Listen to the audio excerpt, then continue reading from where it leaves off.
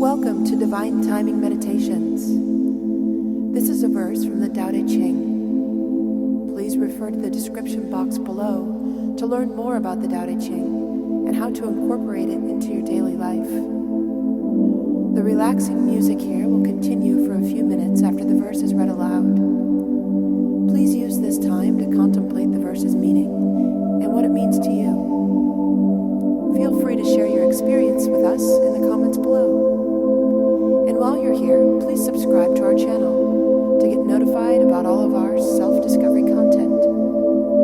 Now let's begin.